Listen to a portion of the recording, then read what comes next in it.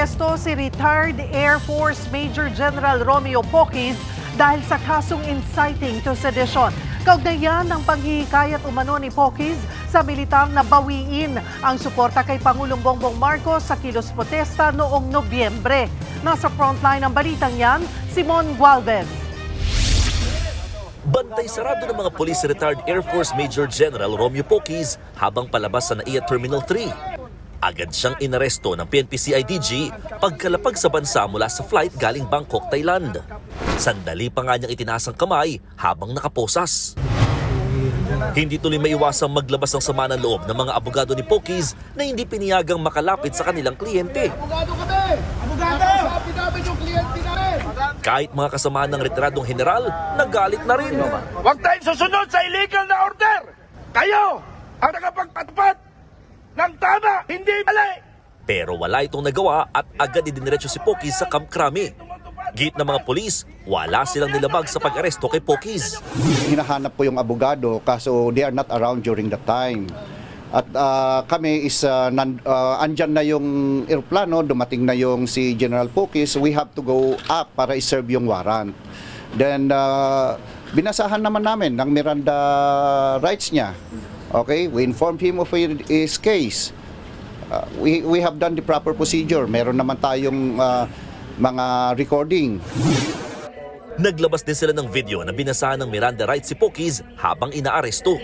Gawin natin sa inciting to sedition. Kasong inciting to sedition ang isinampalaban sa dating opisyal.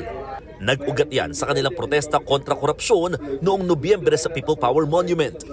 Bukod sa pagsasalita umano laban sa pamahalaan, hinikayat din daw ni Poquiz ang militar na bawiin ang suporta kay Pangulong Bongbong Marcos. Pero tingin na kanyang mga abogado, tila napuntirya ang mga kritiko. Yung aarestuhin, akala namin yung malaking isda, hindi yung retired Armed Forces of the Philippines officer. No? Kung gusto naming manggulo, kung yan ang gusto naming mangyari, isang batalyon lang. Hindi namin kailangan ng buong Armed Forces. Kinahapunan, idiniretso na si Poquiz sa Quezon City Regional Trial Court Branch 77. Ang korte naglabas ng arrest warrant laban sa kanya. Agad nagbayad ng 48,000 pesos na piyansa ang kanyang kampo para sa kanyang pansamantalang paglaya.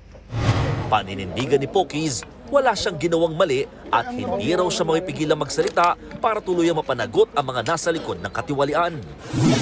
5 buwan na. Dapat ang kinakasuhan, kinukulong yung mga nagnanakaw ng bilyon-bilyon, mga trilyon-trilyon.